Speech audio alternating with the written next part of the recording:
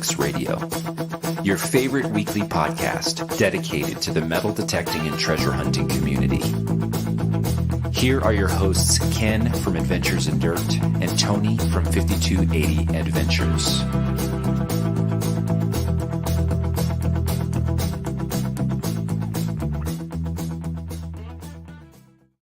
Hey everyone, welcome to a Thursday night here, RELICS Radio, Thursday night.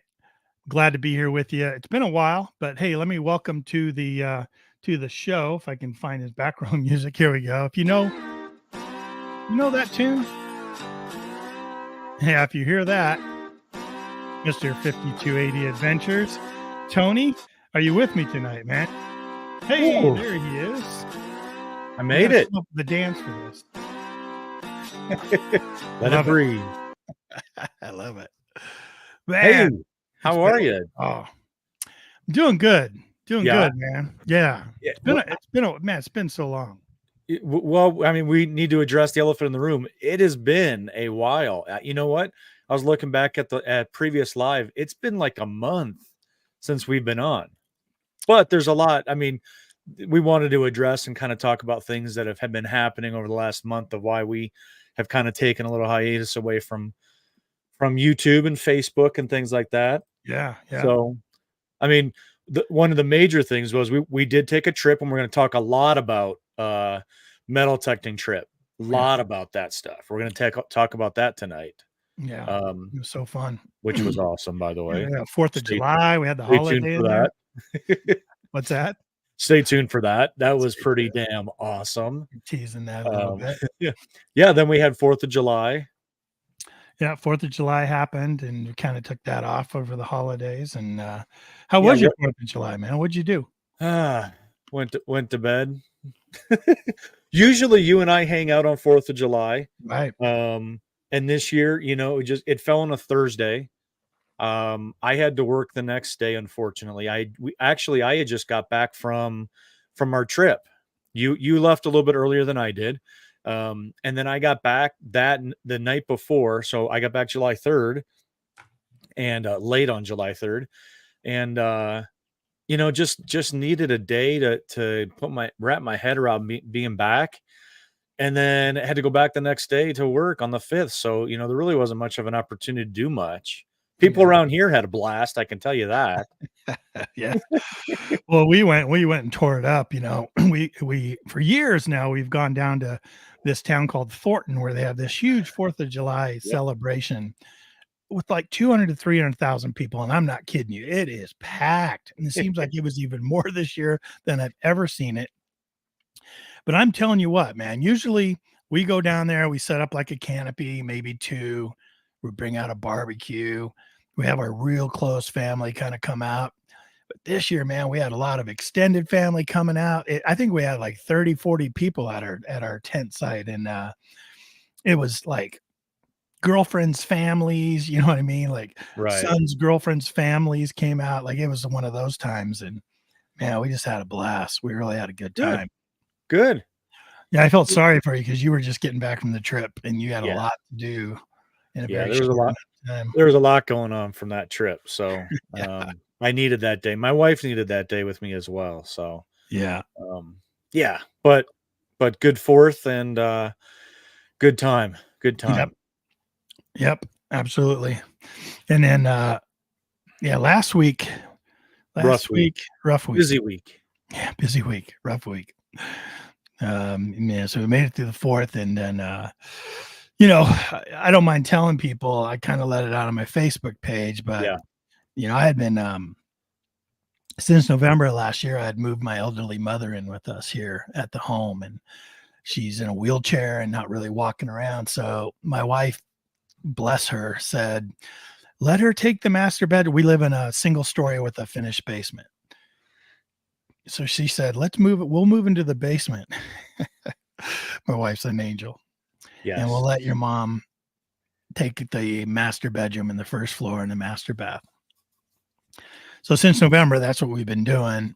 I'm down here now in my basement studio, but we have a full finished basement. So it really wasn't too bad. It's almost like an Airbnb down here because everything, a couple bedrooms, bath and stuff like that, full bath. And she loved being here, man. I had moved away from California where I lived in 2000. I moved to Colorado, so really hadn't lived with her, seen her, been around her for 24 years, 23 years. Talked to her all the time, twice a week usually. And so yeah, November moved her in here, time for Thanksgiving, and then man, it just seemed like she's been having a lot of health problems. She was really healthy. Well, long story short, she ended up going in. A little while back, she actually went in because she had cancer in her intestines, and they went in, they cut it out, and they put her in a colostomy. So they put her intestines running to a colostomy bag on the outside of her body. And if you know my mom, man, she just absolutely hated that. Not a fan. Not a fan. Never did anything in her life, but she hated that. Oh, she couldn't get over it. She could never accept it. Well, she was kind of we had to put her in a nursing home because even though my wife and I could deal with the colostomy bag, we weren't here throughout the day. Right. So we needed somebody to care for her today, and we couldn't do it. So we put her in a nursing home, which she didn't like, but at least she was getting the care she needed there. And the surgeon said 3 months. I need 3 months. Well, wouldn't you know it, that 3 months came. We went into an appointment, and he said, "You ready to get that thing off you?" She was so excited. She was so excited. So I'm telling you, man, it was a good time around here because she was going to go in and get that thing off. And he talked to her about all the risks, and he talked to her about what could happen. And she's 89 years old, right? But pretty healthy, but 89 years old. And this was going to be her second major surgery in a while. And yeah, so she went in the hospital and to do this surgery, and she made it out, and everything was great. And then she just started getting sick. She started getting pain. And one of the complications that can happen is that reconnection can come apart. And long story short, a lot of stuff happened in a really short amount of time. But my mom passed away on the 8th of July. It was kind of too bad, yeah, of course, it was terrible. We've all been there, right? We all lose our parents, so we're all going to pass someday. And, I'd been taking care of as kind of her power of attorney. So I have a pretty level head about all this. But yeah, on the 8th, she passed, and, she had complications with the reconnection. And they told me because of that, they would never be able to reconnect her again. She would always have to be in a colostomy for the rest of her life. And I was explaining that to her, and she was just beside herself. She didn't like that at all. And they had to go in and do an emergency surgery, a third one, to try to get her. She had a bunch of sepsis going on. So to try to get herself cleaned out. And she just didn't make it through that. So, 89 years, good life. Yeah. And well, I mean, you've kind of had some experiences with that. I know, taking care of elderly parents and stuff, and grandparents. Yeah. And well, I mean, I wanted to tell you, obviously I'm extremely sorry for your loss. And, we were there for each other during that time and all that kind of good stuff. And, I will tell you, one of the things that we always talk about in our intro here is chickens, right? We always talk about my chickens. That's one of the things that I got to talk with your mom about. And I will never forget that is, I mean, I got to your house and she pretty much pulled me by the ear, and then that was it. We were often talking about chickens. So an outstanding memory for me to have for something that I love, and then also to share it with somebody that I cared about as well. So she had heard so much about you, and she really was looking forward to meeting you and stuff. And then you had that kind of connection. Right. When my mom was 8, her mom died in Dusty, South Dakota, just outside Sturgis. And her mom died, and a week later her dad took off. So she kind of had this real hard life. But one of the places they sent her to, kind of a foster home in the interim before she went to go live with her sisters in California, was a chicken hatchery. A chicken hatchery. And she sounds like heaven to me, I tell you what. Right. But she wasn't having that either, man. No, because they, she's been, her world's been upended. She's 8 years old. She doesn't know what's going on. They tried sending her to Cheyenne to live with her Uncle Pete. That didn't work out. He sent her back. They found some couple to take her at this chicken hatchery, and she was just getting off the train. She tells me the story. Her memory was great right up to the end. Memory was just sharp. I wrote down so many stories of the family. Like, I really glad I got that time with her. But yeah. So she gets off the train. They take her to these new people at this chicken hatchery, and all she wanted to do was go to sleep. It was like 10 o'clock, and she just passed out. She was so tired. Well, like 5 o'clock in the morning, they're waking her up. Come on, dear. We don't sleep in around the farm here. We got work to do. Just what an 8-year-old wants to hear. Yeah, after being tossed around and just getting off a train. So they shoved her into the basement, I guess, candling eggs. And that wasn't bad. Right. But there was rats everywhere. Oh my God. Just running everywhere. And she already couldn't stand rats. And right now that was her phobia. That she just freaked out, But it was a interesting time. So yeah, you and her had that connection about chickens, and but we are gonna go through it, like since then it's just been planning stuff, and of course I didn't feel like doing the show last week because there was a lot of stuff going on. Oh, yeah. So yeah. But enough of the down stuff. Right. And I'm fine too. Everyone's showing a lot of love in there, and I appreciate it. Thank you, guys. We didn't mean to start the show like this and bring anybody down, but we're just trying to explain to you where we've been, what's been going on. You know what I mean? And now it's just I think we got our celebration coming up here in another week or so, and I got to do one in California, and just plan all that stuff and her cremation and everything. There's a lot to do when somebody passes. You don't really you don't want to dig into it, but when it happens, my gosh, you're I tell you, and I know we want to move on to some more fun things, but when my grandma passed, like that motivated me to put in place things for myself. So it was a hard experience, but I took that experience to learn for what what we had to do for her, so that I could prepare for my kids then to be prepared for when it happens with me. Cause like you said, it's going to happen to all of us. So, Dave Full Metal Digger said he was just worried he wasn't relevant anymore. He was saying, he had to say, can anybody see this? It's been so long since we had been on here.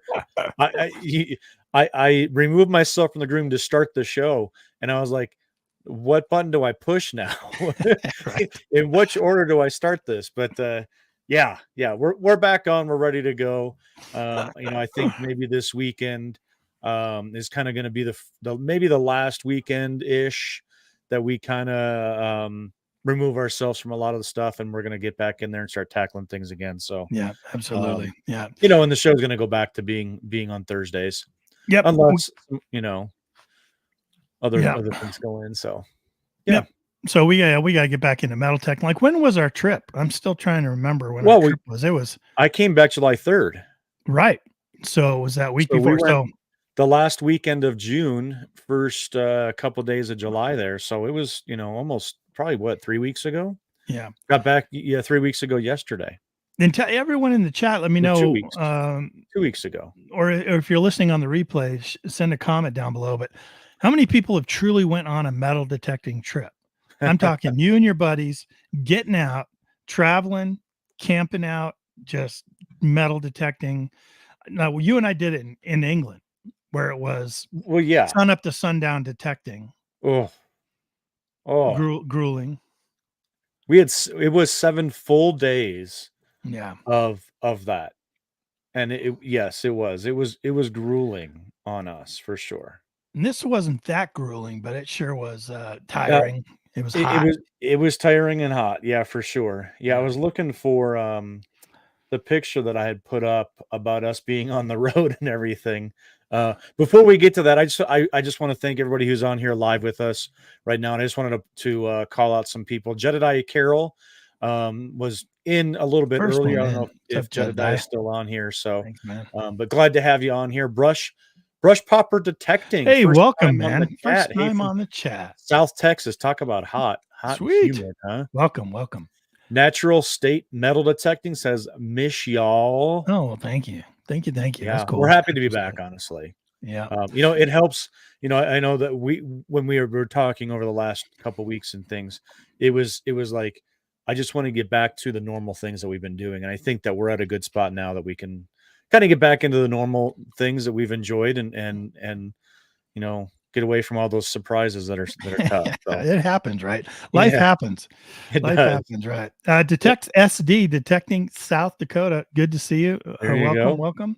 Hope to detect with him sometime soon. Ooh, That'd be great. yeah, you're gonna be up there, We're huh? gonna be up there, yeah. Nice. I'm going up there on the 25th, but we're flying up in the morning, flying out in the night, so no time to do it then. But bowerbird prospecting. All right, from Australia. Look at that. All the way from Sweet. Australia.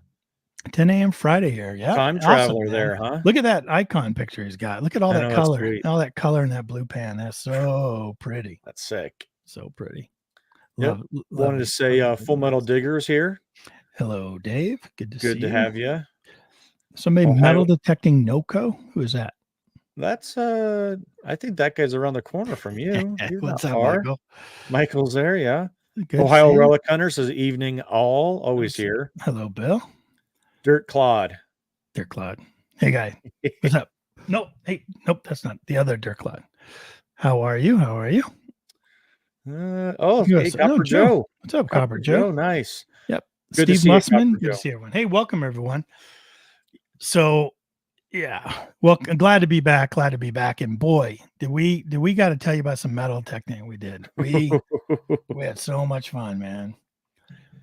So we went out of our general area, kind of got out to where we weren't used to things, you know what I mean? And it was an area, we're still west of the Mississippi, in the wild west essentially is where we're looking, and we want to share as much as we can, but obviously we're not going to share intimate details about this stuff. We've got some pictures and stories and things like that, but yeah, we're west of the Mississippi in the Wild West, looking for old stuff, right? I mean, right. East of the Denver Mint. Oh, there we go. Not saying we were digging around the Denver Mint or anything like that. I'm It not seemed like implicating it, huh? myself. And one of the things that I can speak for both of us when we started metal detecting, we're talking about quote history, and metal detecting and old stuff and things like that. You and I both felt we're not going to find anything old out here. No. You talk about Colorado, all the lucky guys out east that have the Civil War and the Rev War and things like that. And we're talking about, man, if we find if we find a wheat penny, we're happy. Yeah. Well, but you know what? Where we were actually at was pre-Civil War. Yeah.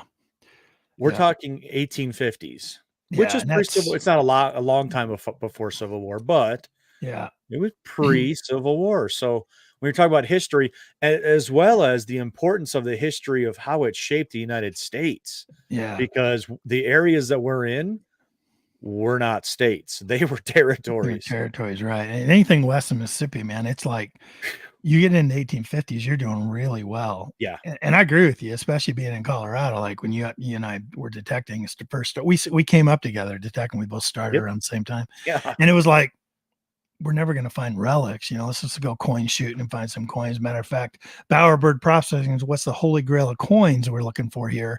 Well, in Colorado, where we're at, bowerbird, it's usually, gold coins going to top the list. And usually gold coins that were given as payment to Civil War era soldiers.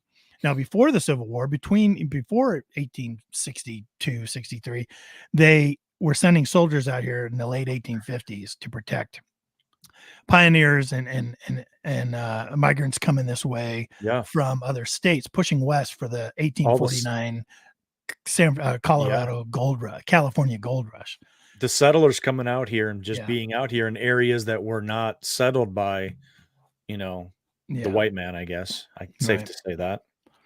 So Tony and I both have been blessed to have found gold coins that were definitely given to soldiers as soldiers pay. They made like $13 a month, and they would pay them mainly in gold coins, $1, $2.50, $5, $10, $20 gold coins. And if you find one of those, it's pretty lucky. So people back east probably have different answers for that holy grail of coins, but yeah, he's looking for the gold sovereigns out there. A full gold sovereign out there in Australia. That'd be nice too there, Bower. Well, and for us, it's the gold coin, but also, at least on the west side, if you're finding seeded, it's different back east, completely different back east. Yeah. If you're finding seeded, that to us is old. Yeah.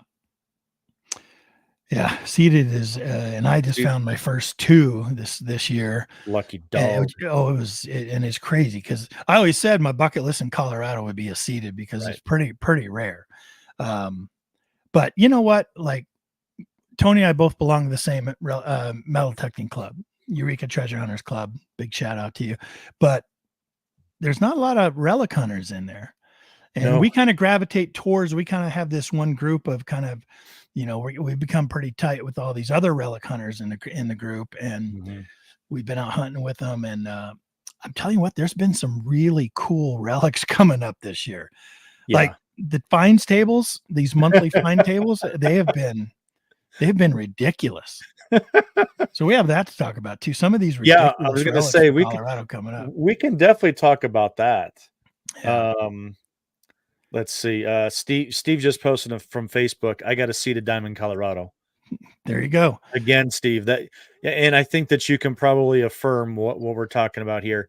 Yeah. Finding that in Colorado is as old as you can get back here. Yeah. So mine was in 1841. It was found at a stage stop. Yeah. Home stage station. So, people bringing that through and, probably from the east as they were pushing west from earlier times.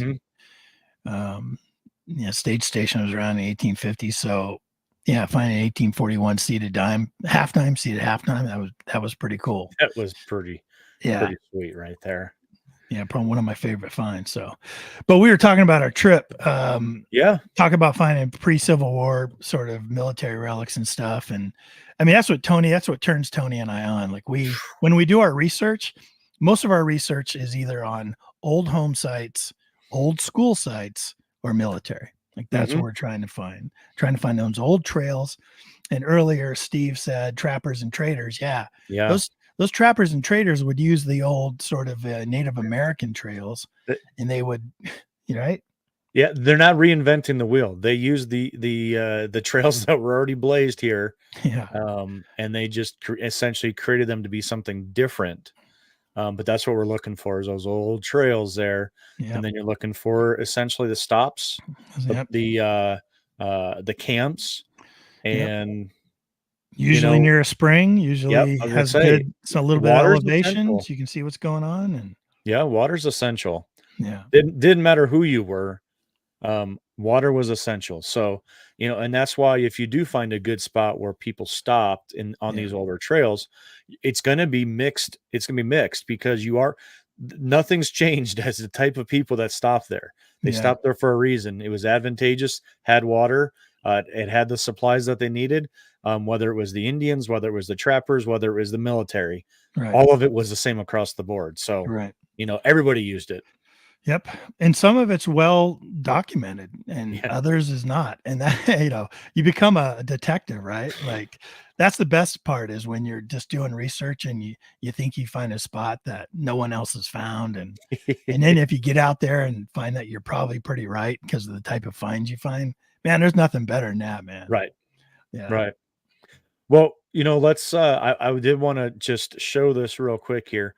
I wanted, everybody in the chat, if you guys know, this was one of the finds, one of my favorite finds as well, but, right now, know what that is? Showing a bullet here.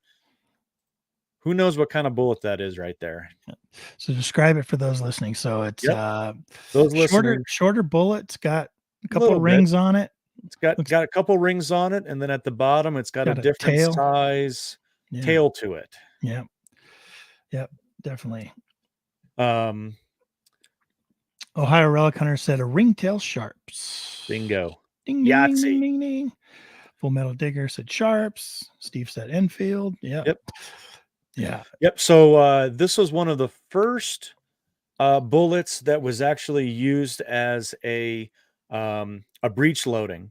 And the really cool thing that I love the story about this, that smaller ring at the bottom, if you're looking at it, that actually had a paper that was tied around it at the bottom, and inside the paper contained the gunpowder. And so they were able to insert that into a breech loading rifle. That was one of the first breeches. But I just love how intuitive they became with with the lead. They shaped it to have a smaller ring at the bottom, and then just tied, with a piece of string, just around the bottom of it. And that then it was essentially all entirely self-contained cartridge that they could obviously load a lot quicker, rather than putting in the bullet putting in the powder, then and then the bullet, and doing a ramrod down on. This was all self-contained. It revolutionized exactly what type of weapons we were using at that time. So yeah. Man, I so I cool. love that bullet. Absolutely love that bullet. I remember when you found it, I was like, whoa, that is really cool. That is really actually cool. my third one that I found. I found two in Kansas, and then I think I only found one of those on our trip. So yeah. Here, I got one to share with you. Let me see if all I right. can do the present. Ohio Relic Hunter said screen. 48. I believe it was a 54, if I'm not mistaken. 54. Let me see. Can I do that? Oh, okay. There we go. So here's another bullet. Oh, yeah. Doesn't look in pristine shape. Anybody know what that is? So this is a cartridge, a bullet with cartridge, almost intact. Looks like it's starting to come apart, but yeah, this one gets us back to the 1860s. Now, what I like is Beth, but one of our digging partners, Beth, she also found one of these, but the one that she found, the gunpowder had begun to essentially eat the cartridge. And destroy the cartridge. This one that you found, fantastic shape considering it how the age of it. Yeah. You remember where I found it? We did talk about that too. One of the more grueling days of detecting I've had. Was that on the bluffs? That was on the bluffs. Okay. All it's considered brush, I guess, but they were more like hedgerows. It was thick. Thick. Let's just hedgerows. say sagebrush that really prevented a lot of swinging. Yeah. You're trying to navigate all around the sagebrush, and you weren't able to swing. These weren't pristine plowed fields. We literally are on the prairie in areas of some sagebrush. So, and I will say that being a YouTube guy, I was carrying probably about 30 pounds of camera gear in a handheld like duffel bag in one hand while I was carrying my shovel with the same hand. So picture that, a big duffel bag, the top handles with my shovel on there while I'm swinging my detector, trying to swing my detector around these like 4-foot high shrubs. Because we were completely off trail. I felt so bad for you. You were struggling. We need to this is what we got. You got to either, narrow down some equipment, and you need to get a backpack. Yeah. Because I was way behind, it was like the hiker that fell behind on the trail. And I look up and I can't see anybody. I was out there with three people and 3 other people. And I couldn't see anybody. So then I started thinking too, I'm like, man, they have mountain lions up out here. Like I'm carrying too much stuff here to be very nimble, No, this is an 1866 rimfire 44 cal. I think somebody said they thought it was Henry or Winchester. It didn't have the H on it. Right. But they were thinking Winchester, but yeah, cool. 1860s, 66 44 cal rimfire cartridge. Pretty cool. Yes. Very, very cool. Yeah. I love that it's complete. Now I do see on the right-hand side a little bit down near the rim part of it, some black powder. Yeah. Is there a hole in that? Is it coming out of there? Yeah, I think it was just as I was arranging it on the paper towel, I think through the crack, because all that gunpowder looks green. It kind of comes out green because it's all corroded on the inside. But it's not eating through that cartridge yet. No, not yet. Okay, no, good. No, yeah, good. That's gonna be that's a nice for the display case for sure. Sure is. Yeah. Now what is the significance of finding? We find bullets. and we find cartridges, and it's rare that we find actually one together. But in terms of, obviously we understand why we find bullets, because after they've shot, we find them, or they've been dropped. If they don't have like the ringtail sharp, it's been dropped. But what would, in terms of finding the cartridges by themselves, we find those often, but why, you know where I'm going. I think so. You can go a few different ways. What's the significance of finding those cartridges? Just the cartridges on them? We find them, but they're always in a certain condition. And this is, I find this information absolutely interesting beyond belief. Yeah, we're always finding these empty cartridges out here. Henry cartridges, you name it. Old SAW cartridges. SAW, yeah. That's the Sage Ammunition Works. Lots of rim fire and this and that, and we always find them, and they're always smashed. They're always smashed, like either in off. the center, like pinched in the middle, yeah, or completely smashed. But most of them are just pinched in the middle. Yeah, you'll have the round part. Yeah. The rim part of it is fine, and then towards the end, it's smashed down. It's pinched off. Yep. Anybody in the chat know why they do that? Ooh. Actually, they do that. So it's something they do on purpose. It's not accidentally like, oh, all these people must have walked over it. Right. Yeah. Yeah. So we finally learned something about that. We're just finding so many of them like that. But yeah, it was going around with the soldiers out west here, and you might not see that in out east unless you're in a Native American territory. Yes, Mike Markle says so they cannot be reloaded, and that's true. So they would fire whether they were shooting at some game or hunting or whatever, and then they would.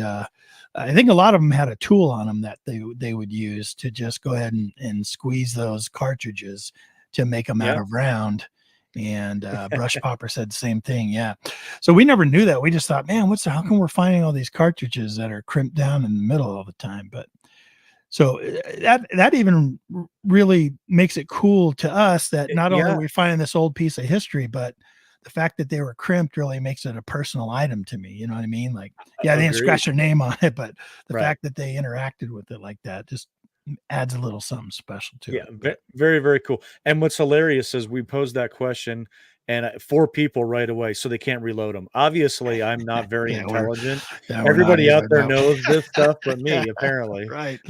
Yeah, we were amazed when we heard that because we were finding so many. We're like, I don't know. I think people just stepping on them.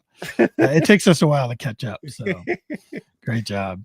Well, hey, I got another picture to share here. Okay. All right. Let's do this one here. And describe it too. The people on the audio thing hate us. They're like, oh man. I know, right? Ooh. This one here. Tell us about that one. Is an extremely large piece of lead in the shape of a bullet. Yeah, everyone tell us what's the biggest caliber lead bullet you've seen out there that you guys have found? What's the largest? This is my largest one. And it's hard to tell from that picture. It's massive. Now, ridiculousness. Do you remember how many ounces of lead this was? No. It was like 8 pounds, maybe 8 pounds. Not that big. Yes, we got some good guesses. Ohio Relic Hunter says 69 caliber. It is a 69 caliber mini ball. And I believe it's like 1.5 ounces to 2 ounces of lead. And I mean, you're talking about a massive piece of lead that's in the shape of a bullet. And if it hits you, you're gone, brother. Oh my gosh. Can you imagine that? Let me tell you a quick little story. And a lot of people out here know, I do have law enforcement background for many years. I had an old ballistic vest that had expired. I'd since got a new one. I was wearing that for duty, but I took out my old vest and I wanted to shoot it and see what different rounds did in it. So, rifle rounds, 308, 30-06, 223, 5.56, all those things goes through and through. The vests are worth nothing. But when you talk about small caliber handguns, 9mm, 40, 45, they all stopped them. And, you could see that it actually, would stop it. It wouldn't go in very far. You wouldn't want to get hit with one, but you'd be alive. Well, I had this just incredible idea. Let's take a 1 ounce lead shot from my shotgun, and just shoot it and see what it does. I want to see if it stopped it, right? It stopped it. Okay. 1 ounce slug. It stopped it. But the indentation was something that you would never, ever want to be hit with, right? I mean, you would be in some serious, serious pain. Can you imagine getting hit with a 69 caliber? No, not at all. The lead slug has a flat nose. This is a what do you call it? A conical, cylindrical, whatever that term is, where it's meant to enter.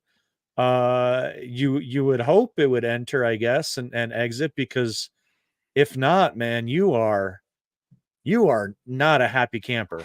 No. Brush Popper said knockdown power. Yeah, you think that was, and here's the thing, like I've dug quite a bit of bullets, even though we're out here in the East, we still Right. get mini balls and like those ringtail sharps, and even like you and I stumbled on that camp where we finding all those Star carbine, Yeah. 50 cal bullets dropped, and I tell you what, pulling these 69s out of the ground, it's almost surreal, because you're just like, whoa, like that's a huge You can't bullet. even imagine, It's a right? huge bullet. Now, you can't even imagine it. It really is a shocking thing when you're like, you're finding other size bullets, 44s, those Right. Remington teardrops and all that kind of stuff. And then all of a sudden something like this pops out. Right. You're like, my gosh. It is a massive, massive piece of lead. Yeah. And I'm happy to. You don't? Do you have a picture? I'm happy to say you found one in the wild this trip. I did. Do you happen to have that? Yeah. Let me see. How do I share this screen? Window.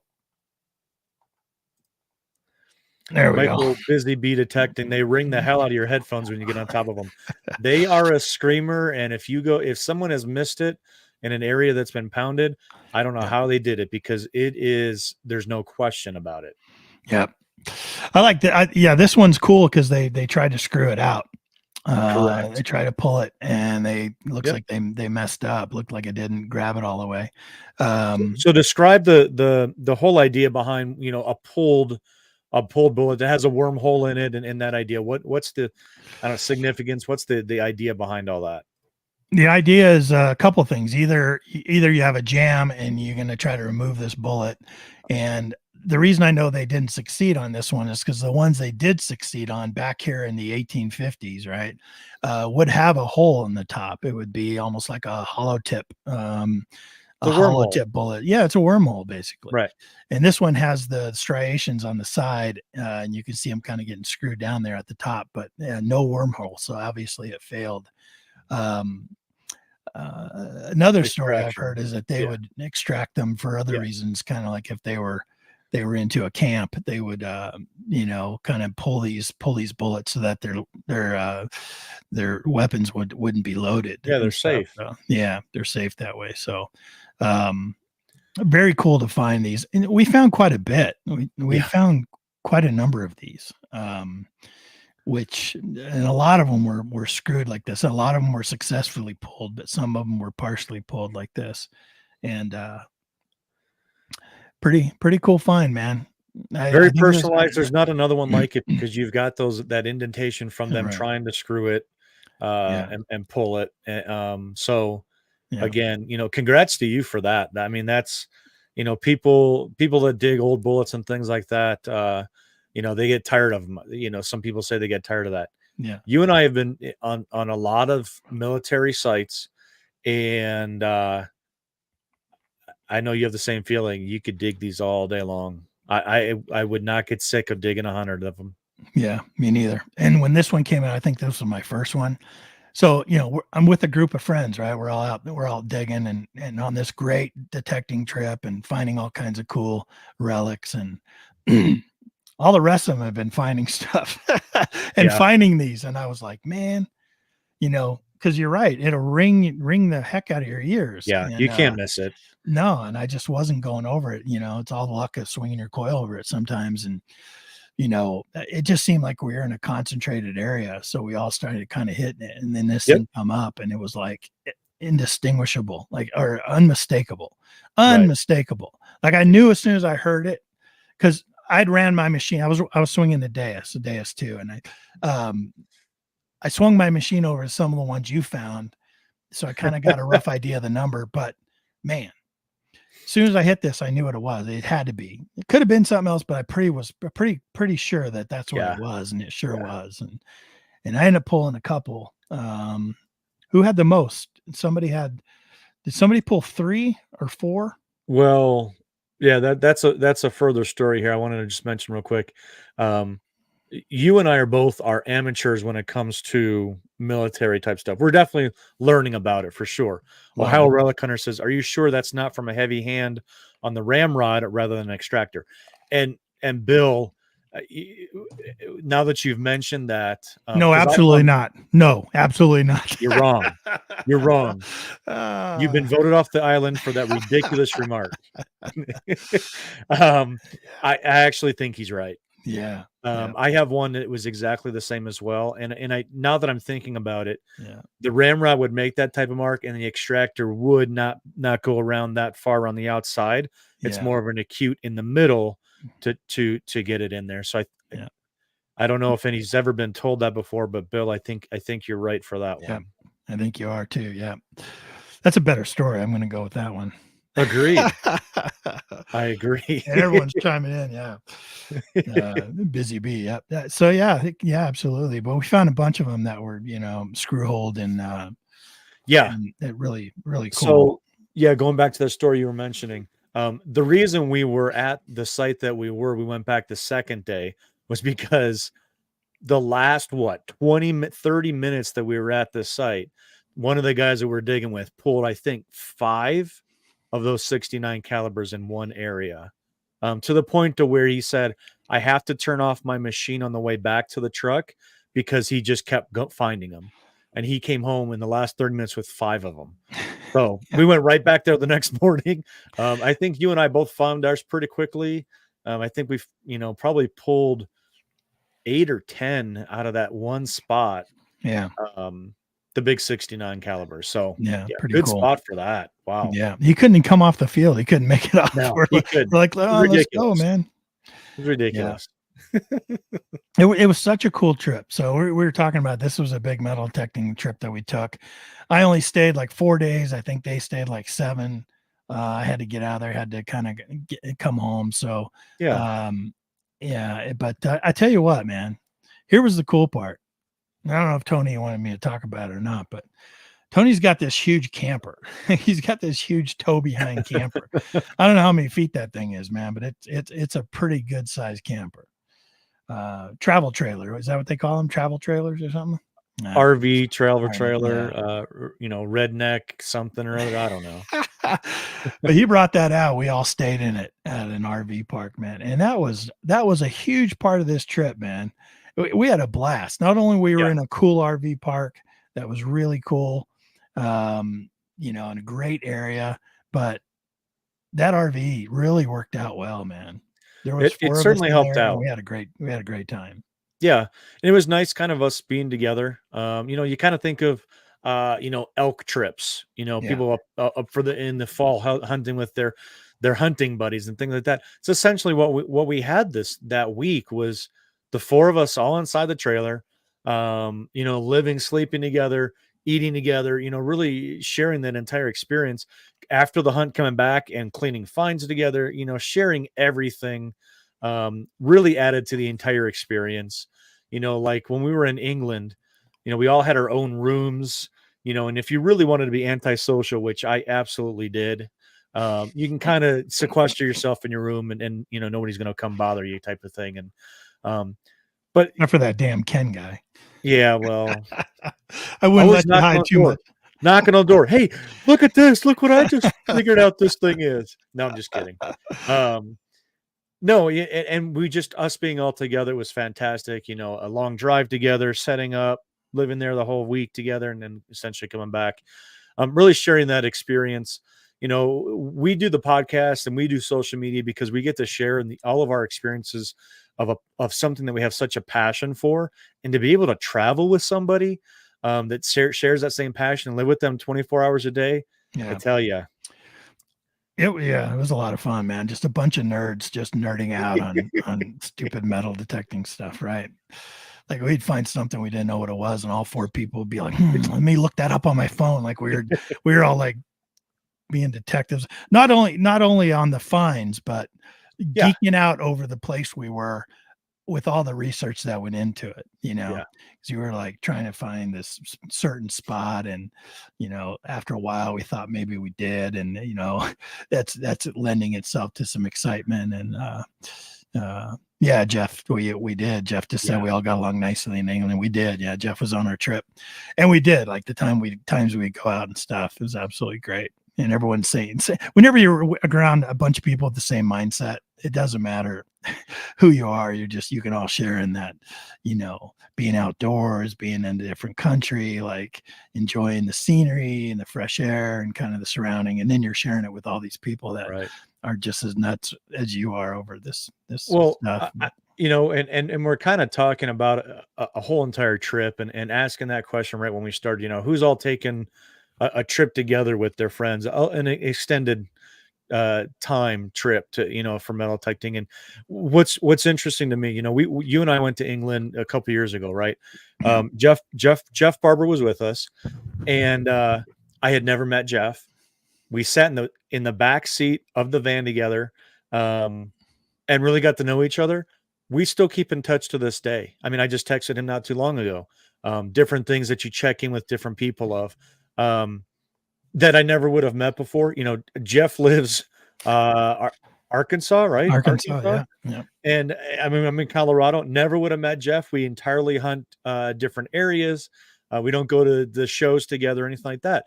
We met, and now, you know, we share in that experience, and now we share, you know, across the United States, different things. So,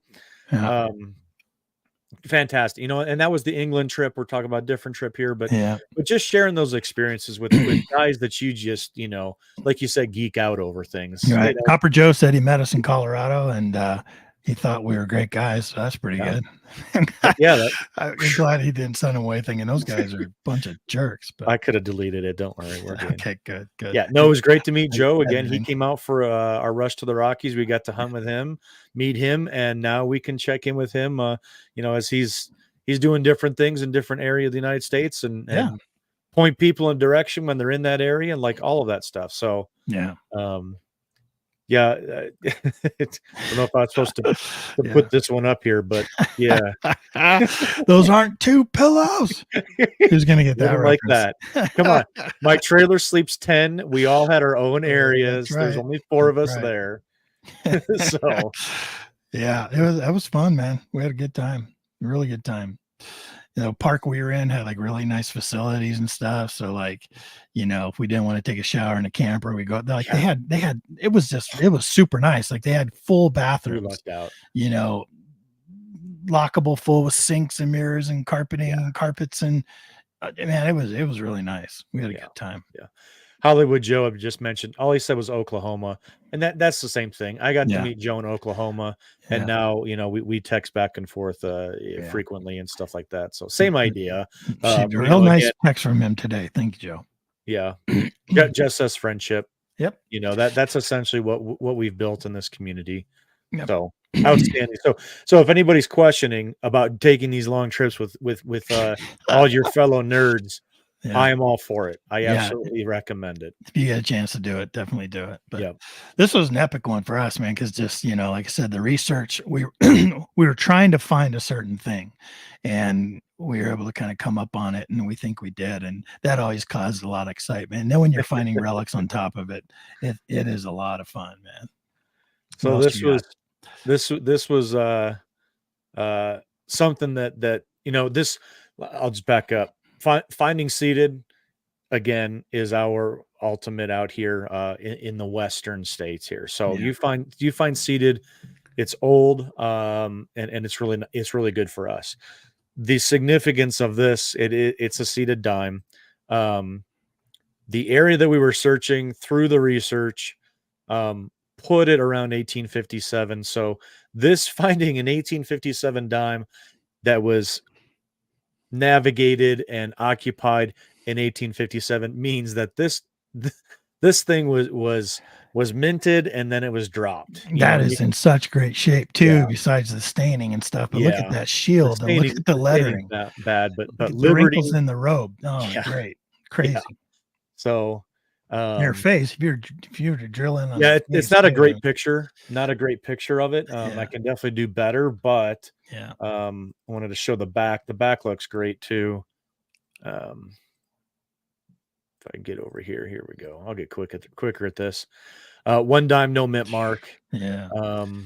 Yeah. Beautiful.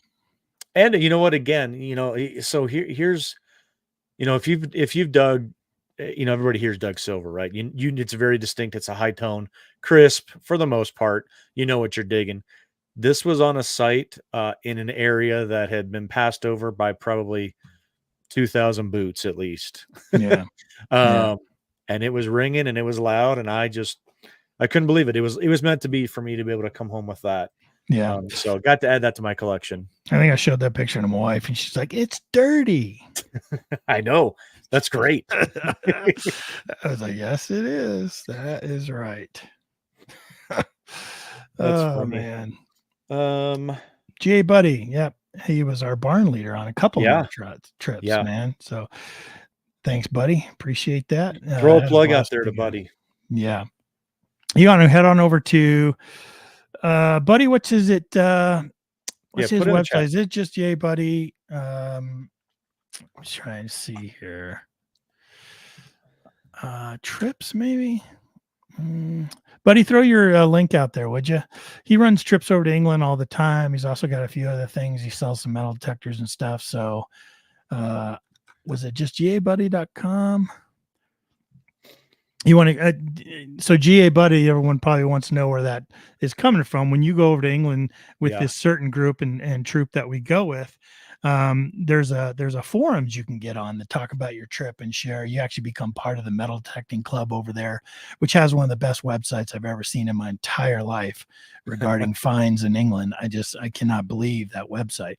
But it kind of shows all the stuff over the many, many, many years that people on their hunts have found. And it's amazing. Well, they kind of give you a name like, I am Colorado Ken. You know what I mean? Like it's usually your state and your first name. And then Buddy, he's from Georgia and it's GA Buddy. So that's where that comes from. But Buddy, if you want to throw your link up there, I couldn't pull it up. Feel free to do that. Yeah. And people, love the plug-in. If you're interested in going to England, I highly recommend going through Buddy. Amen. Yeah, you can find the upcoming trips there on his website. So, yep. Yeah. So what else comes from the trip? So we, how about this? So I'm looking at my folder of all the stuff that I recorded. This was, this was a cleanup. So I came home with 2 general service, my seated, it's 4-hole buttons. Yeah. They were running around without pants on because out of besides lead, I think that you find more 4-hole buttons than anything else. And I don't know how how their underwear stayed on. Oh man, we were saying the same thing about the button house you and I used to hunt. We're like, hey, just run around here naked. That's right. Yeah. And then I got the right-hand side there. It says the Laughlin Powder Company. Yeah, what is that? So I thought that was a saw. I thought that was a saw medallion when I first saw it. Anybody know what that is? Yeah. Well, the Laughlin Powder. Oh, okay. Yep. Well, Powder Company. LAFLIN. And I thought it was a saw medallion as well, which I was out in Ohio, I don't know, 6 years ago. Yeah. Never knew what that was. Found an incredible saw medallion. Yeah. Somebody had to ID for me. Right. And I thought this was a saw medallion as well. But I had found another one of these in that same area. So as soon as I pulled it out, I had a pretty good idea It did not say the Laughlin Powder Company, but yeah, I was real happy to find that. That was a last day find. So Yeah. I was real happy to find that one. What is it? Where does it come from? It is the cap to a powder keg that they use to, I don't know if it was for the artillery or just filling up different pouches with gunpowder, which is what I assume that's what it's for. But Yeah. they made different companies made these kegs of gunpowder, and this was the cap that's actually it's screwed in to the top of the keg and secured the powder from falling out. So It's really unique, man. Like, very unique. I don't hear it. Very, very cool. I watch a lot of videos and I don't hear a lot of those coming up. No. I'm sure people find them, but you just don't see them a lot. Look at those round balls, man. So that's a general service button. Is that a coat button or a cuff button? Well, let me see. Those are both coats. And look at the size of that round ball. It's almost the same size as a coat button. That's a big caliber round ball, man. Not a coat button, a shirt button, like a shirt, not a cuff. Sure, okay. Not necessarily the large coat ones, but still it's bigger than that dime. Yeah. Well, yeah, bigger than a dime, about the size of that round ball right there. Yeah.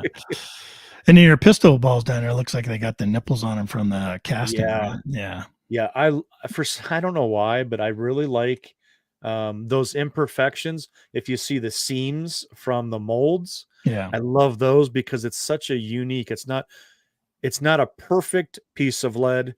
It's a blemished, it's a that kind of thing. So I really enjoy those kind of distinguishing features of any of the relics that we find. Yeah. Yeah, man, there were some really cool finds out there that came up. You had that one find. So we're finding all these 1850 relics, man, which is just tickling us pink. But you found that one relic that just stood out. It was one of those things like one of these things is not like the other. You know what I mean? You know what I'm getting with that? Like where? Oh, there you are. I was going there. Okay, so explain what we're looking at. So the story is, right, we are in 1850s, and everybody's on horse. Military, lot of horseback. You have dragoons, you have cavalry, some infantry and things like that. But to get around in the West during that time, you were on horseback. You're moving because there's a lot of area out west to cover and protect the settlers and the fur traders and things like that. So you expect to find a lot of horse tack, things that we have never found. A spur, a horse bit from the military, and a bridle rosette. Yeah, usually, yeah. Mm-hmm. Those are things that we would expect to find out here for sure, right? Yeah, yep. We are on a confirmed area for 1850s. 100%, no doubts. No doubts. Confirmed. This thing, solid copper. So I'm going over it and it's screaming. Again, if anybody walked over it, they would not have passed on it. Right. When I flip it out of the hole, it flips upside down. And I lose it. I absolutely lose it because in my brain, this is something that is actually, when you're talking, museum display type of things, like this is going to be something I've never found before, right? And so it came out upside down. So you just came out upside down. You see the lead solder marks from where they're going to have that hook on it for the bridle rosette. I know the second it comes out, and your screams made all of us stop, look up, remove our headphones, look at each other, like, do we start walking now or do we wait until he stops screaming? I'm gonna pull up another picture of it as well. But I lost it because I thought I had found something that was absolutely going to make my display case here shine. Well, as I'm brushing it off, we see the seal on it, and the seal is not 1850s. Not even close to 1850s. Right. Hey, Lurker Troy, there was a little bit of a higher pitch to it. I'm not going to say anything further than that. Thank you. It definitely made us stand up and take a look like a prairie dog. We were all, What? So come to find out, this seal, and I've actually found a button from the same time period. This is a World War I bridal rosette. So you're talking 19 teens. That's 60-year difference from the site that we were at. And in addition to that, why do we have a bridal rosette from World War I in the area that we were searching? The only things Yeah. in the entire week we were on these properties, the only thing we found that weren't 1850s were this There was and a number of cow tags from somebody that used to ranch the field. A mercury dime was found. Oh yeah, the mercury dime. Mercury dime. What the hell was that doing there? Some farmer or cowboy had to drop it, you know. I have no idea why this was in that spot. Yeah. And what's ironic is we spoke with the landowner, which was one of my favorite parts of the trip. By the way. I was going to say, I don't know how much we can talk about that, but yeah, out of sharing the experience with our friends, speaking with the landowner for an hour probably will be on my top of my list for experiences. She was very well versed at the history of the location, and to which she wouldn't have firsthand knowledge of this particular relic, but you're only talking one generation back. Yeah. She had no idea why this was out there. Wasn't family related. They weren't running military operations of World War I in this location. How and why this got out there, I don't know. But I will say, I've got one now. I did not have one before. Yeah. I've got one now. Yeah, it was a great find. We were all hooping and hollering about it, but we were like, what is that doing there? Yeah, you can, I mean, it's actually in pretty good shape. I started cleaning it and the patina was coming off of it, so I stopped. Yeah. I really wanted to make sure that I still had that green on there. You can see down here, started coming off a little bit on the wing there, but what's the diameter of that? Like a 2-inch diameter? Oh, yeah. I would say 2-inch probably. Yeah. Yeah. So it was a great find. And then back would just had the studs and stuff would just I don't have a picture of the back right here. So yeah, the studs and stuff were just broken off of it. Yeah. And yeah, that was great. Yeah, it could have been a veteran just riding out there, just passing through. You know, it could have been I just can't see that it was. It wasn't open prairie, you know what I mean, or open land. So it was definitely like a cattle ranch or something. Right. Yeah. What's cool is like I was telling you a minute ago, we found a bunch of cow tags, and they all belong to the landowner's family. Family had worked that land. Had a cattle ranch there, numerous types of cattle ranches and all this stuff. And I found one, and most of the ones that were found just had a last name on it that matched this landowner. I found one that had a first name on it and the last name. And so I was like, well, that's kind of cool. So I kept it. And when we finally got a chance to go sit down and talk with this landowner, I asked her, I said, hey, well, do you know who blah, blah, blah, blah, blah, blah is? And she goes, oh yeah, that's my great grandfather.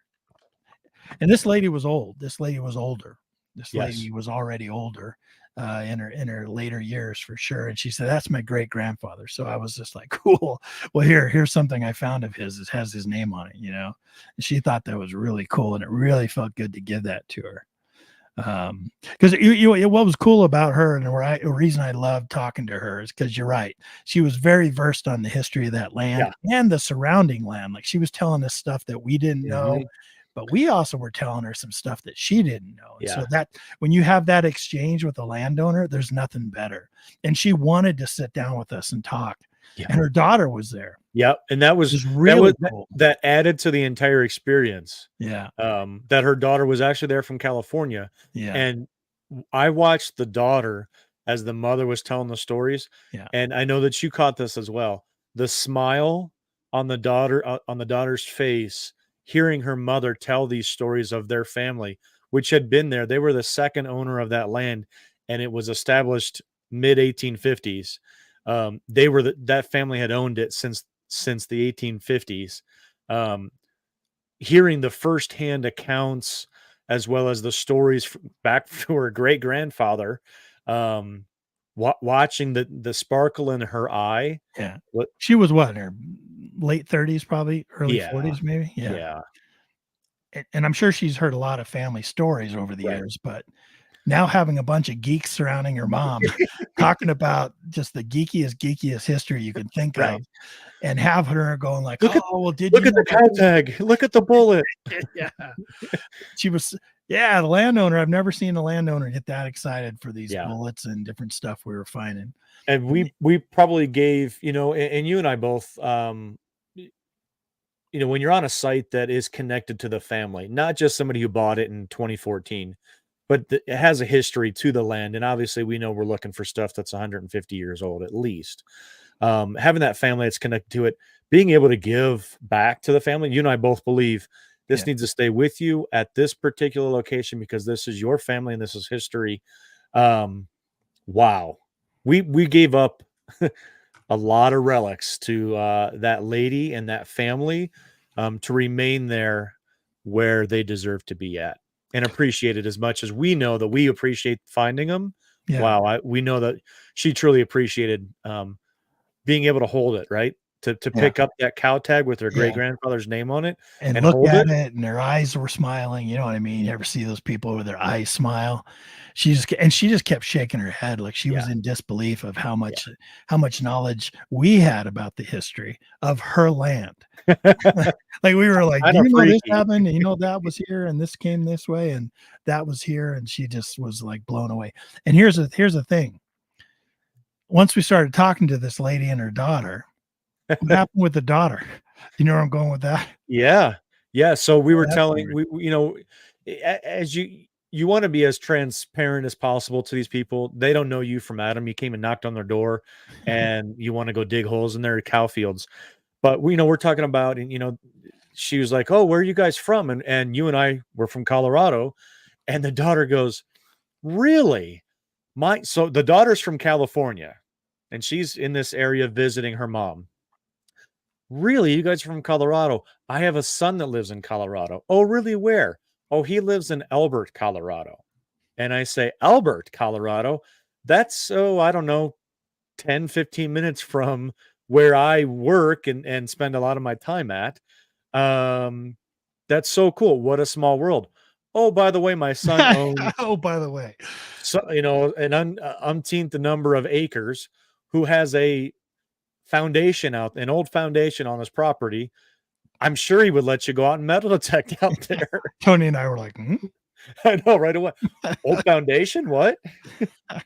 So we exchanged numbers. She sent me his contact information, and I reached out to him, and we'll see if we get some things in the works. But how do you drive thousands of miles away, come in contact with somebody who is visiting from 1,000 miles away, to connect on something that's so close to you, and for her to actually understand and recognize how nerdy we are about this, and go, "Hey, here, let me just give you my son's number. He's got an old foundation. Bet you guys would like that." We're like, yep. Yeah, she was really cool. Her and I had a moment too where we kind of connected, and because my mom was kind of ill at that time, or needing to be taken care of, and it's like I was I'm the son that kind of stepped up to take care of my mom, and she's like the daughter stepped up to kind of take care of her elderly mom, so we kind of had a moment about that, where we both looked at each other, and we know kind of how hard that is sometimes. And I was like, "Look, just hang in there," And she was really cool. Both of them were great. That was one of my favorite parts of the trip. Not only finding the relics. Yeah. So I got a couple more to share real quick here. One of the best cheeseburgers I've ever had. I missed that, man. I know you did. You told me you guys had that after I left. We went there the night after you left, and then we went back the following night because it was so good. Oh my God, and I'm starving tonight. That looks delicious. Sorry, I had to show you that. this right here, you guys, if you're watching here live or on the replay here, this is something that I have not released yet, have not shown on social media. I'm going to be having some videos come out on it. And I'm going to run with this thing because this is one of my most unique finds that I have ever found in my entire metal detecting hobby career, if you want to call it that. Yeah. And if you're lurking out there, make sure you jump in the chat because you're going to want to comment on this. This is going to be something that's interactive with you guys. I've got quite a few pictures of it. Before you show it, yeah, let me just say it's one of the more unique things I think I've seen. Like, and I just love things like this. Like, it just thrills me to the bone. But one of the more unique things I think I've ever seen. This is pretty amazing. So we talked about the sites that we were at. They involved military for sure. We're talking 1850s. So we've been digging lead. We've been digging buttons for an entire week. And you know what they sound like. They're great midtones, very, very distinct, very solid to sound fantastic. I got a great midtone signal and dug it. When I pulled it out, I remember I looked up and I called to you guys and I said, I've got something pretty special right here. Yeah. And I'm going to describe it to you guys. This is, as I further cleaned it, I figured out exactly what in the world I had. When I first found it, I could see the loop on the back, the shank essentially. And I thought it was some sort of a pendant, that you would hang from a chain because I knew something went through that loop, but I couldn't really identify anything else with it. As I got to cleaning, on one side of it, it turned out to be very smooth-ish, but very soft lead. As I flipped it over, now I'm looking at the lead folded over, and inside the lead is a button with the shank sticking out. Yeah. Now, the area that we were in previously, I found some hand-carved bullets, those kind of different things, which are very personalized items. So these soldiers had time to do things. This particular soldier smashed this, I don't even know if it's a bullet, but smashed the lead down flat, had a spare button, wrapped the button in lead, and then left it for me to find 160 years later. Partially wrapped. So you can see got a wrapped almost like a burrito. You got this wrapped lead with this button with a shank sticking out of it. Like you can see about a third of the button. And after some cleaning and stuff, I do believe that says Scoville right in this area here, which, we know that's what we're going to find. This is a military button. We did find 2 civilian buttons while we were out there, but this particular one, I can confirm is a military button. So talk about unique find. We've talked about personalized items that we find, from people that have done, things to alter items, like certain things like that. This to me, it just absolutely blows my mind away. Now, we have found infantry. We have found dragoon. We found a single button that was extremely rare that I'm not going to talk about. There's a lot of distinguishable military buttons in this area. So my dilemma now, and this is what I'm asking for people to chime in on in the live chat or after the fact, please leave a comment. What is your opinion of this? Not only what it is, but do I leave it in this state or do I actually open it up, find out if this is a dragoon button, if it's an infantry button? It's in great shape. It still has a shank on it. I want to know what everybody thinks about what I should do with this particular button. Right. You're going to be, you're going to be on one side of the fence or the other, right? You're going to be like, leave it like that. It's a lot more special. Or do you find out what it is? Because it might be a really special button, man. It might be a Voltigers or who knows, man. Ooh, I didn't think about that. Dragoon or I don't want to. So that's the front of it. That's cool. That's the front of it. It's flattened out and wrapped around the bullet. That's the front. So, no etchings in it, no game piece, trench art, open it. Yeah. Yep. Yeah, let me pull it back up here and show. Rob says, unwrap it carefully. If it's a regular button, just put it back as it was. Sure. Yeah, but that was that. You know what that button's called? It's called, or that item, it's called boredom. It's called, Could be. it just, why would you do that? You know what I mean?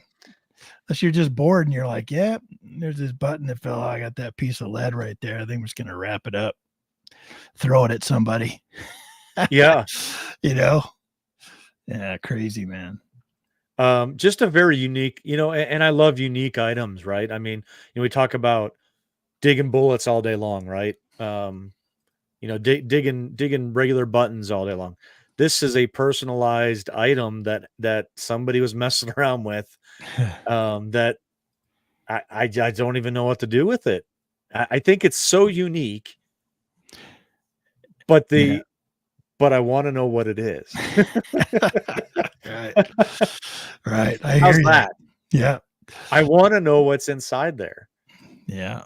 But I'm concerned that if I pull open this side up here, is that going to break off? Yeah. I say it would. I think it would. That as looks well. pretty thin along that space, where the rest of it looks a little thick, but and I don't know. Do you think it's a bullet? Like, I'm leaning towards it is just been flattened down, but that top ridge piece looks thinner. Then he could have hammered it down. You know what I mean? Yeah. Yeah. I don't know. I think the story behind it, I think Michael Busy Bee Detecting says I would leave it at it as is. Better story behind it. I like that. Yeah. And that's what I'm leaning towards. Yeah. To be honest with you. But man, what a freaking find. What a mystery too. Like, yeah. And the story. Yeah. I mean, it's right up there with all the finds that we have found. The most interesting, like when we were talking with Nick West, right? And he was talking about finding all those, 303 shells that somebody turned into a chess set, like from the D-Day invasion, like amazing that somebody crafted that for whatever reason, what I mean? And, right. But he's right. It's a one of a kind find. Right. Steve says one fold and it's back in the pocket. Rob says gently heated and that way it won't break. Now, I've considered that because that question is eating at me. Like, I want to know, and I showed earlier, I came home with 2 general service. I have found a Dragoon and infantry in that same area. So it's not like I haven't found great buttons in that spot. I certainly have. But man, does it add to the story if it's an infantry button? If you can say that's a Dragoon button wrapped in that lead. Right there, right. Right. You know who that's a job for? I do know who I knew who you're going towards. I bet you old JP could do that thing. I bet he could. A 1-2.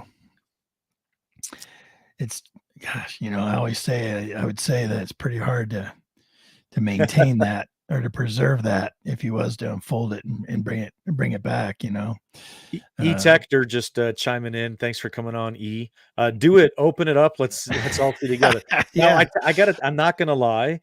I can sit, if I make the decision, and Steve had said, let us know if the temptation gets you. I've decided if I decide to open it, I am going to be doing it live. I would do a live reveal like GA Buddy says. It's going to make me drink. I don't know if I could do it, though. Dude, I know. I keep going back and forth. Part of me really wants to know what that button is, but it's so cool the way it is right now. Right now, I'm leaning towards leaving it because I like the way that it displays like that. And you know what? We need to tell the story of. So we came back from this first week of July, and the second Friday of July we have our treasure hunting meeting, which was, by the way, last Friday. Yeah. And so all the finds that I come back with, I'm like, hey, I want to submit some of these to find of the month. I submitted my 1857 seated dime, that one find of the month for coin. I submitted this for relic of the month. Easy win. Thinking, Easy win. huh? Easy win. Easy win. Knock it out of the park, right? I'm going to go home with 2 of the 5. I'm counting my silver dime rewards. Knocked it out of the park, right? Yeah. So I get there, and you weren't at the meeting, but I texted you. Yeah. I started getting all these texts from you and Cindy. Everybody. Couldn't believe it. I put up this button, and people are just like, their eyes are this big, like, oh my gosh, right? Guess what else is sitting on the table? Colorado. From Colorado.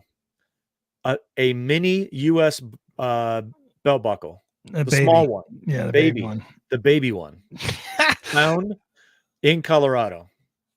Middle some field. Any other month, I would have been fine with that. But not the month that I put this one up. Yeah. Now, I will. I mean, John, that is, our buddy John Olson found that. Couldn't have hats off, guy, man. What an incredible find. Again, us being out in the West, we don't get to see those ever. Yeah, never. We don't get to see those. I got to pick it up, look at it, and hold it, and I voted for John. I'm not gonna lie. Yeah, he knocked it out of the park. I wasn't even in the same zip code in terms of find of the month, and that's probably gonna win relic of the year as well. Yeah, I'm not gonna lie. So pretty cool, man. Congrats to John Olson, our buddy John, with an amazing baby US buckle there. Yeah.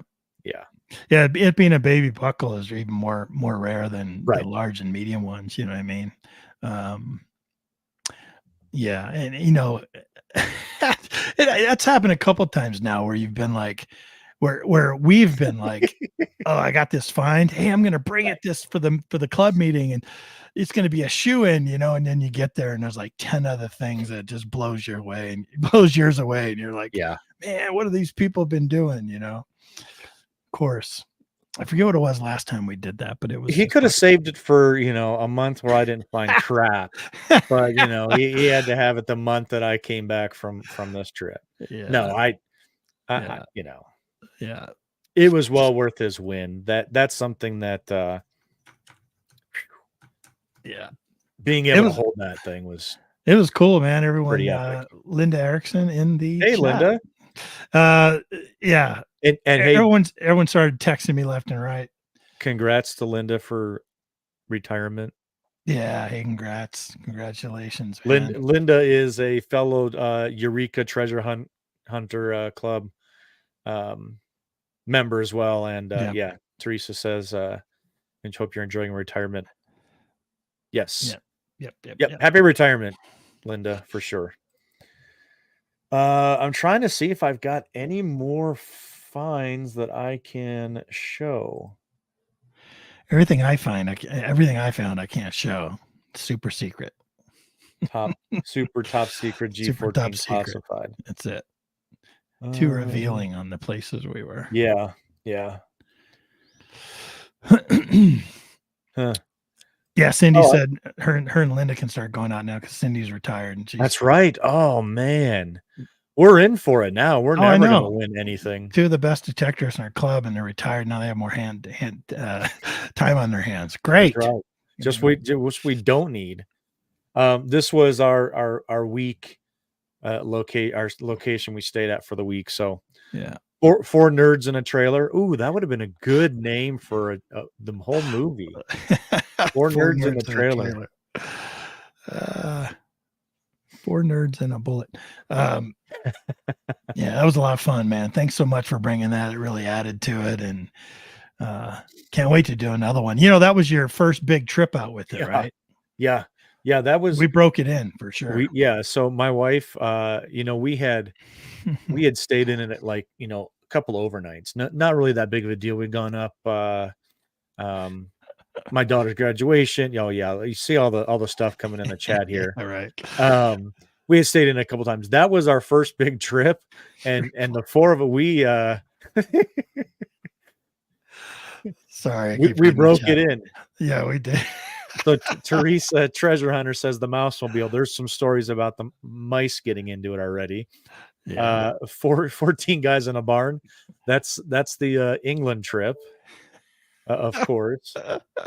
Oh my gosh. And then you got 4 nerds in a trailer. Yep, that's a great one. Bitter's full. That's great. Bill, this is a family broadcast. Come on. You're in timeout. That's funny. But it was funny, and what it taught us is that now we're ready to go again somewhere else.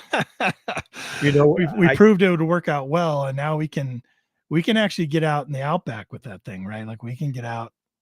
So yep, I'm gonna put solar on it. So once I get solar on it, we can go anywhere and we'll have full access to everything.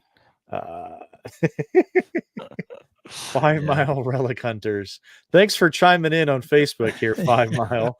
That'd be a metal fart box. That's right.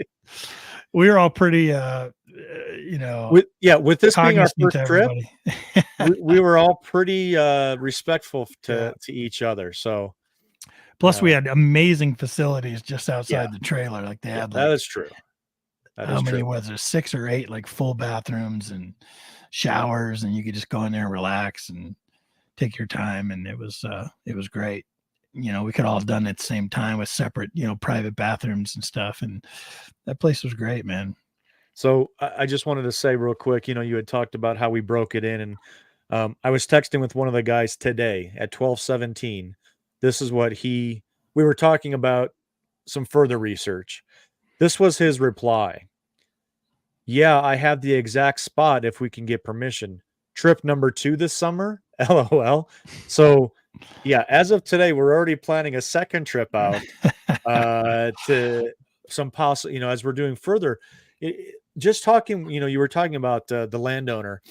The information that we had was overwhelming. Talking with her, she had information that we didn't have that was passed down verbally through her family history.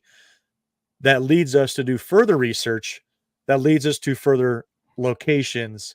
That it's just amazing, right? I mean, being able to like I know you had said when we kicked it off, you do all that research, you drive out there, you get on the spot, and then you start finding stuff to confirm that the work that you have put in was exactly what you thought it was. Yeah.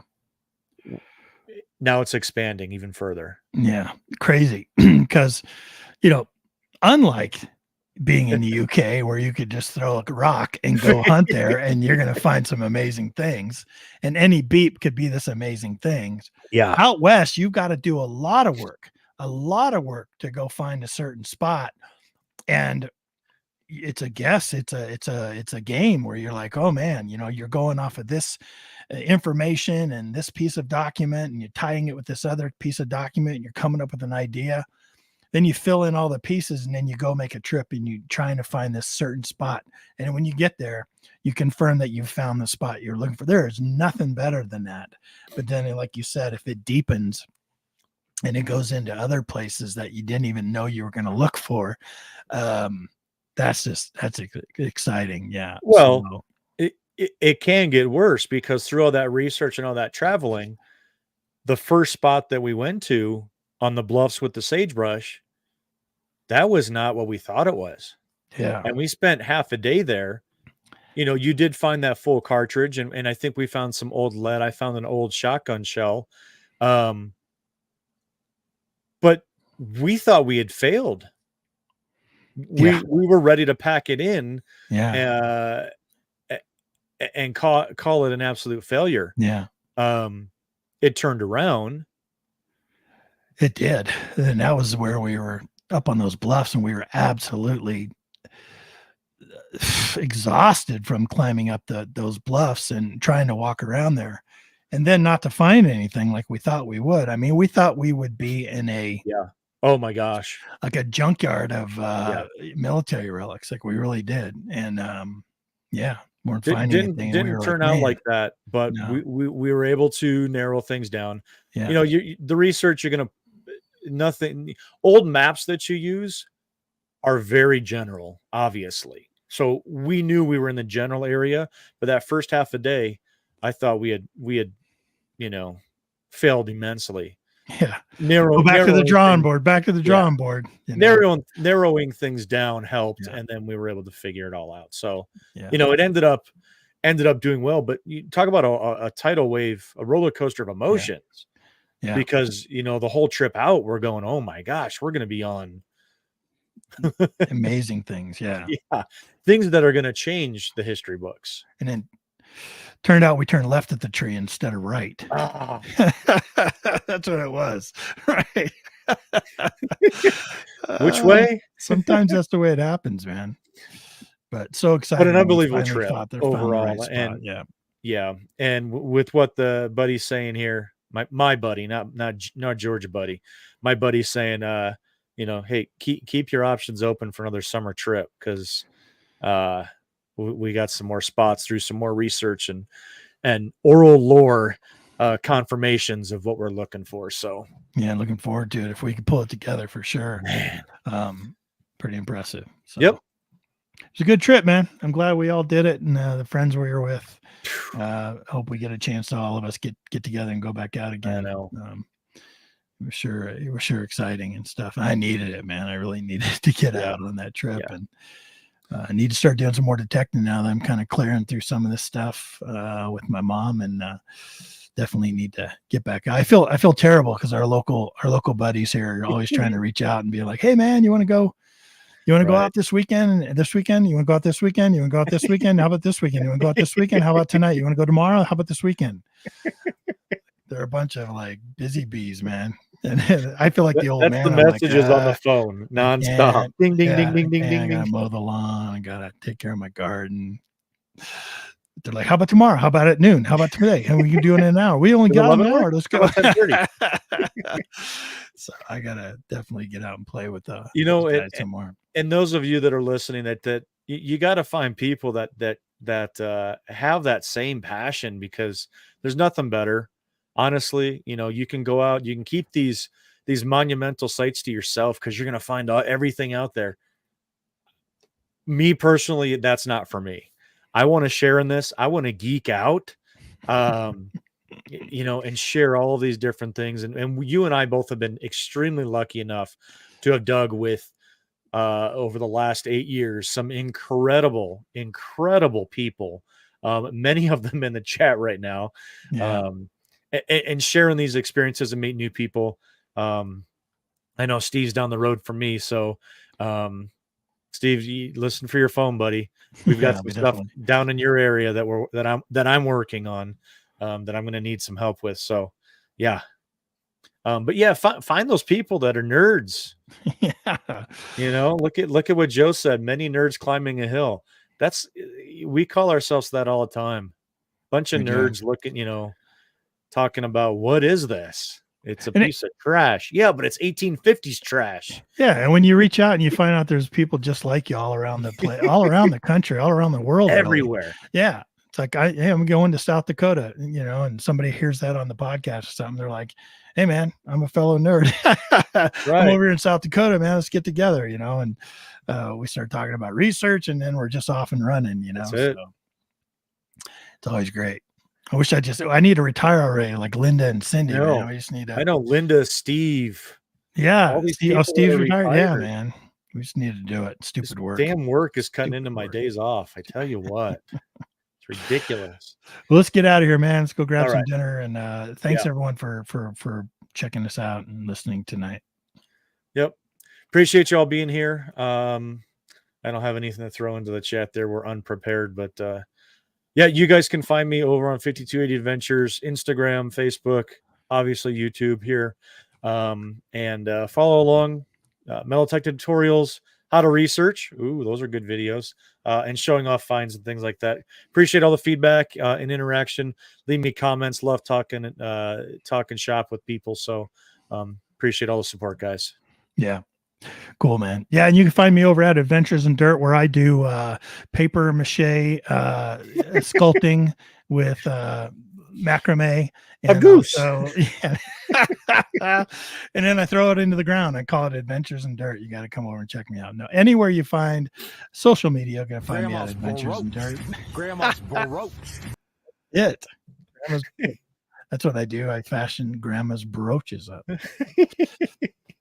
Yeah, it's good to be back, man. I'm glad you and I could do the show tonight. It feels good to be great back. show.